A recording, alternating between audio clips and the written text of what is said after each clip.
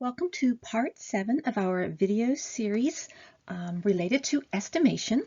In this video, we are going to review the chi-square distribution and statistic, as well as the F distribution and statistic.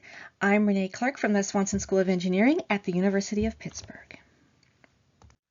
Okay, so first, the chi-square distribution. Okay, this distribution, as you'll recall, is used to investigate or estimate sigma squared, which is our population variance.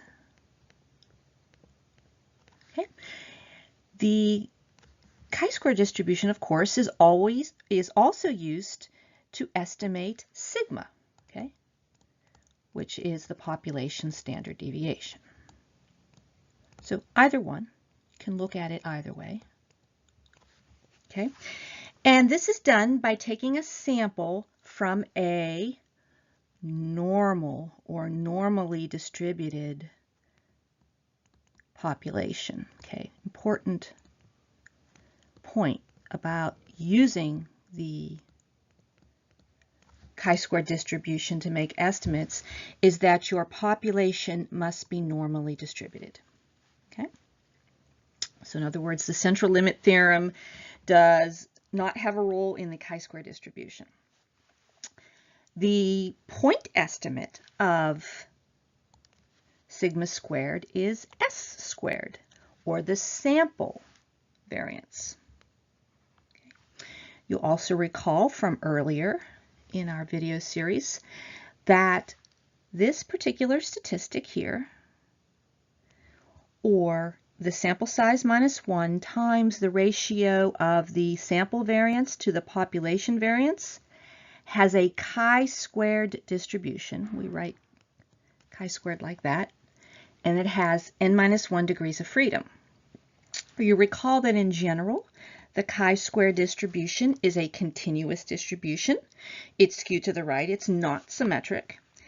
And the convention for using it, including for the back of the book, is that alpha represents the area to the right under the chi-square curve to the right of the critical value chi-square sub alpha.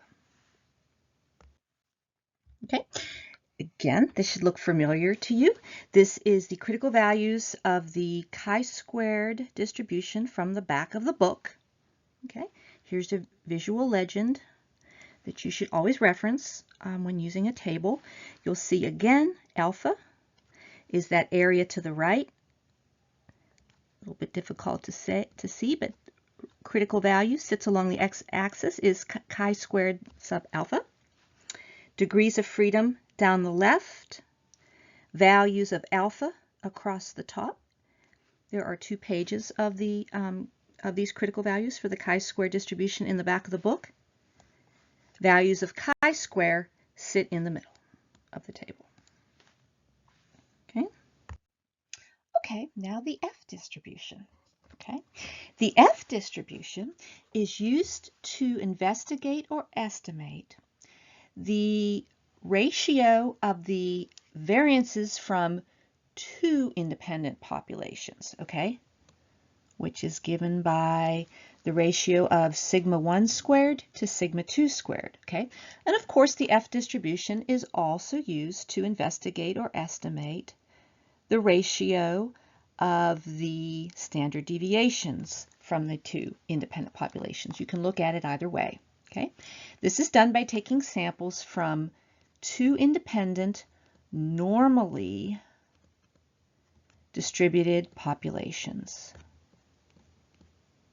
Okay, again, an important point about the F distribution. Just as with the chi-square distribution, your populations must be normally distributed in order to use the F distribution. Okay, there is not a concept of the central limit theorem with the F distribution. Okay, the point estimate for the ratio of the population variances is going to be, of course, the ratio of the 2 sample variances, S1 squared to S2 squared. Okay, you'll recall that this statistic right here is distributed according to the F distribution.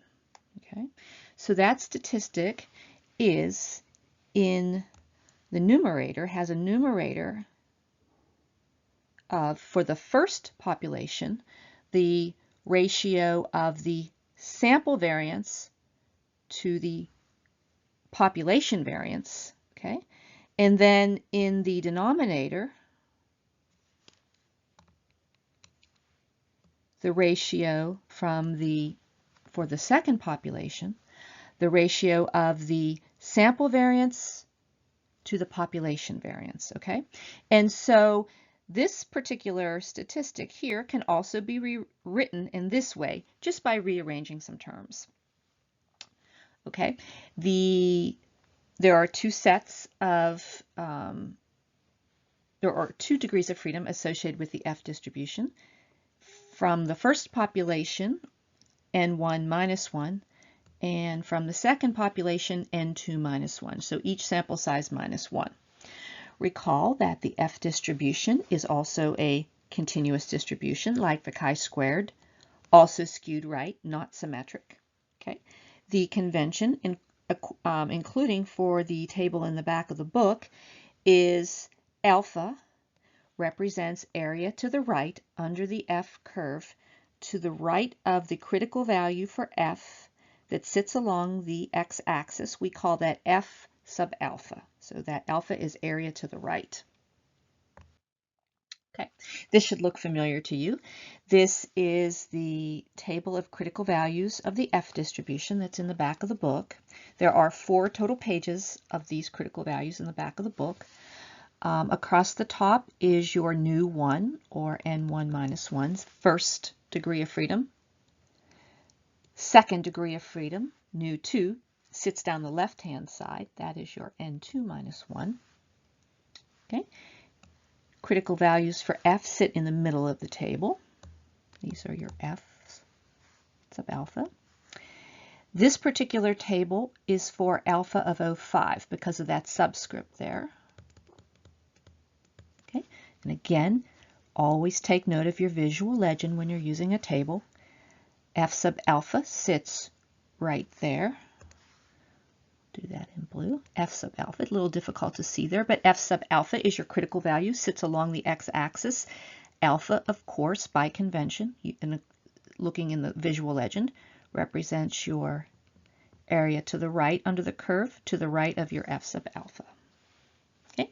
We also have tables in the back of the book for an alpha of 0.01 as well. We wish to thank the National Science Foundation under Grant 233-5802 for supporting our work. Thank you for watching.